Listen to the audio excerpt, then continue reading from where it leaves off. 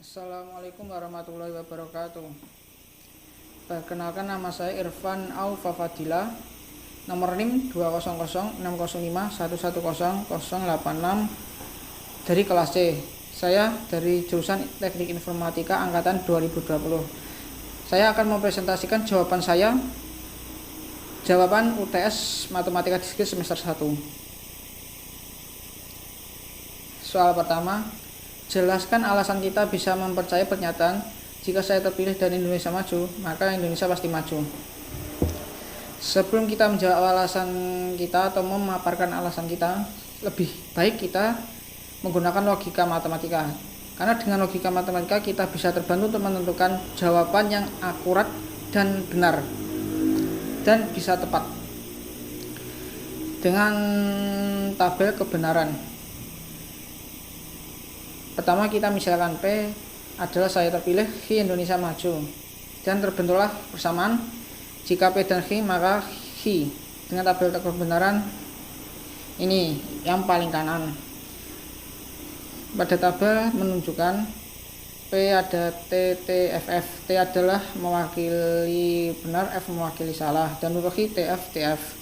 Dan P dan Hi dapat dicari dengan P dan Hi, berarti benar dan benar, jawabannya benar. Benar dan salah, benar. Salah dan benar, salah. Salah dan salah, salah.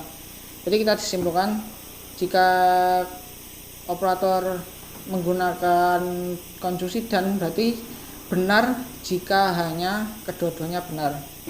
Terus yang paling kanan, jika P dan Hi maka Hi dapat kita cari dengan jika T maka T, jawabannya benar. Jika F maka F, maka benar. Jika F maka T, benar. Jika F maka F, benar. Jika dilihat dari tabel tersebut, kita dapat mengkategorikan tabel kebenaran tersebut dengan tautologi atau nilai kebenarannya benar semua. Jika kita tarik kesimpulan antara tabel kebenaran dengan pernyataan tadi, kita bisa mempercayainya karena pernyataan tersebut sudah pasti benar, karena sesuai dengan tabel persamaan tersebut, yaitu benar semua. Dan selanjutnya soal yang kedua, jelaskan alasan kita sebaiknya tidak mempercayai pernyataan jika saya terpilih atau Indonesia maju, maka Indonesia pasti maju, pasti tidak maju. Sebelum kita menyampaikan alasan, alangkah baiknya kita mencari jawaban dengan menggunakan logika matematika dengan dibantu nih tabel kebenaran, sehingga jawaban kita dalam menyampaikan alasannya bisa benar dan tepat serta akurat. Pertama, kita misalkan P saya terpilih, Hi Indonesia maju. Persamaannya berarti P atau Hi, jika P atau Hi maka negasi dari Hi. Mari kita lihat tabel kebenaran paling kanan. Ada P atau Hi. Kita bisa didapatkan dari P atau Hi. Berarti T atau T jawabannya T. T atau F jawabannya T. F atau T jawabannya T. F atau F jawabannya F.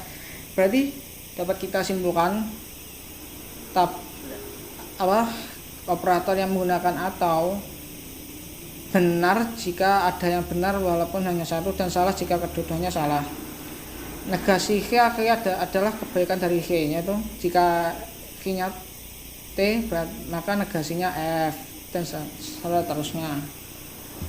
Terus yang dicari adalah jika P atau H maka negasi H. Jawabannya bisa salah dari ini, jika T maka F salah, jika T maka T benar, jika T maka F salah, jika F dan maka T jawabannya benar. Jika dilihat dari tabel kebenaran di atas, termasuk tabel kebenaran kontingensi, yaitu ada yang salah, ada yang benar.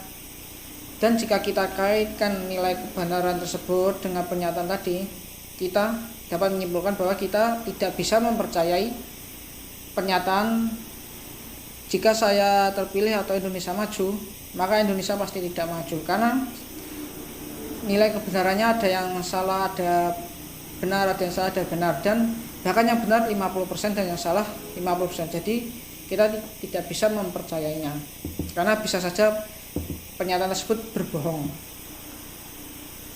Selanjutnya ada soal yang ketiga. Di antara sekelompok mahasiswa ada 100 orang, ternyata 44 orang suka mata kuliah matematika diskrit, 52 orang kalkulus, 42 orang suka bahasa Inggris, 16 orang suka matematika diskrit dan kalkulus, 15 orang suka matematika diskrit dan bahasa Inggris, 14 orang suka kalkulus dan bahasa Inggris, dan 5 orang tidak suka ketiga pelajaran tersebut. Ada 3 pertanyaan dari data yang disampaikan, yaitu yang pertama, gambarlah diagram Venn untuk menunjukkan keadaan di atas. Berapa siswa yang suka ketiganya dan berapa siswa yang suka matematika diskrit atau kalkulus. Sebelum kita menjawab soalnya, mari kita misalkan himpunan A itu adalah himpunan mahasiswa yang suka matematika, B mahasiswa yang suka kalkulus, C suka bahasa Inggris, dan D adalah yang tidak suka ketiga-tiganya. Dilihat dari tabel, kardinalitas S sama dengan 100. 100 adalah semesta dari himpunan semuanya yang terdiri dari himpunan A, B, C. Dan bisa kita lihat diagram tersebut, ada A 15, ini ada 15, 24, 5 di luar bunderan. Di sini A kok 15 padahal kardinalitas dari A adalah 44. Itu dikarenakan 44 tersebut terdiri dari orang atau mahasiswa yang suka A ditambah mahasiswa yang suka A dan B dan yang suka A dan C dan suka ketiga-tiganya. Jadi jika di total 44. Sedangkan 15 ini adalah jumlah mahasiswa yang hanya suka pelajaran matematika diskrit.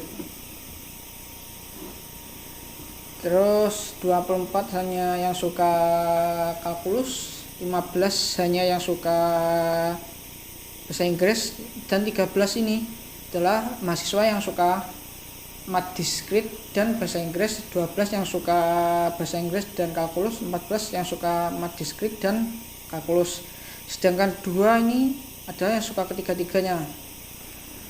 Padahal mengapa kok bisa 2? Padahal pada data yang disebutkan tadi tidak ada yang suka ketiga-tiganya. Untuk mengetahui mari kita menuju jawab soal yang kedua, yaitu berapa siswa yang suka ketiganya. Untuk menjawab ini terdapat rumus, yaitu gabung jumlah A ditambah B tambah C tambah D dikurangi jumlah gabungan AB, AC, AB dan ditambah gabungan ABC. Gabungan ABC bisa saya misalkan dengan huruf X dan dihasilkan dari 100 ditambah 900 dengan X, berarti X sama dengan 2, berarti jadi siswa yang suka ketiga-tiganya adalah 2 orang sesuai pada tabel sebelumnya, diagram Venn sebelumnya dan tabel. Terus mengapa kok ini kurang yang gabungan? Karena pertama, kita misalkan gabung A dan B. Jika kita menghitung A dan B, seperti contoh ini 44 tambah 52 pasti totalnya ada 96. Padahal ini belum termasuk C. Jika termasuk C maka jumlahnya 100 lebih atau 138. Padahal jumlah mahasiswanya ada 100. Mengapa demikian? Karena jika kita hanya sekedar menghitung A tambah B, maka gabungan ini akan terhitung 2 kali. Maka untuk menguranginya kita harus mengurangi ini, dikurangi. Terus soal yang 3, berapa siswa yang suka matematika diskrit atau kalkulus? Berarti gabungan A B sama dengan, nah ini bisa dibuktikan. Mengapa dikurangi? Karena ini adalah bisa double. Selanjutnya adalah soal nomor 4. Bentuklah fungsi boolean dalam bentuk SOP dan POS dari soal nomor 1 atau nomor 2. Pilih salah satu. Catatan, anggaplah pernyataan P dan Q sebagai variabel X dan Y. Gunakan tabel kebenaran untuk mempermudah membentuknya.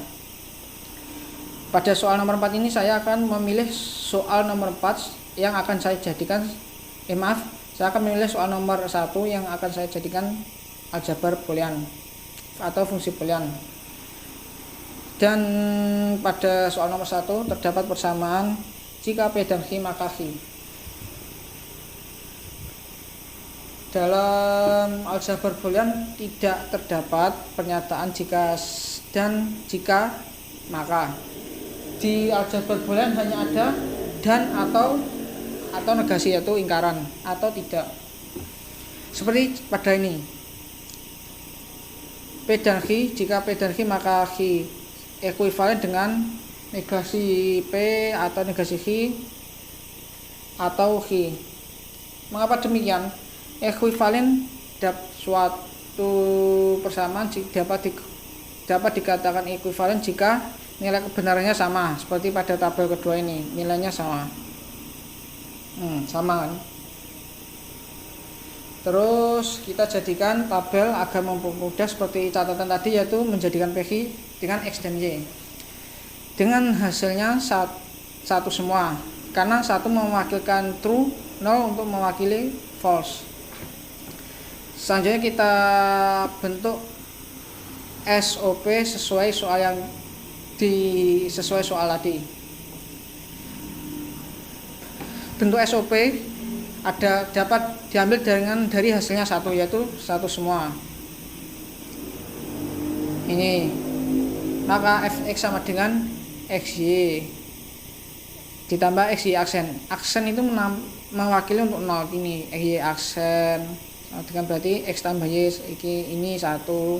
X y aksen berarti 1 kali 0, x aksen kali y 0 kali 1, x aksen kali y aksen 0 kali 0. Mengapa kali? Karena SOP adalah menjumlahkan hasil perkalian.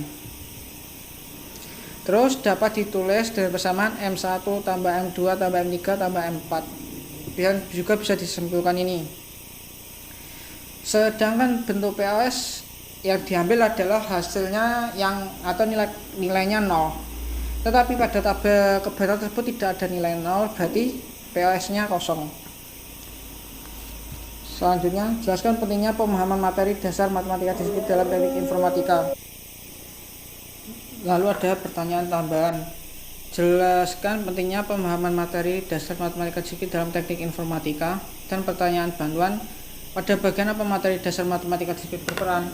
Sebelumnya kita dapat mendefinisikan terdapat uraian matematika diskrit memberikan ilmu dasar yang jadi landasan matematika pada mata kuliah di bidang informatika, semacam teori basis informasi, algoritma, struktur informasi, otomata, teori bahasa resmi, jaringan PC, keamanan PC, sistem pembedaan, metode kompilasi, logika, serta lainnya. Jika dilihat dari mata kuliah teorinya ada sangat penting seperti algoritma, ada keamanan PC, logika, jaringan, termasuk penting karena teknik informatika ini sangat membutuhkan logika serta tata cara penyelesaian dengan bantuan algoritma, sehingga matematika diskrit sangat dibutuhkan di teknik informatika ini. Sekian dari saya, wassalamualaikum warahmatullahi wabarakatuh.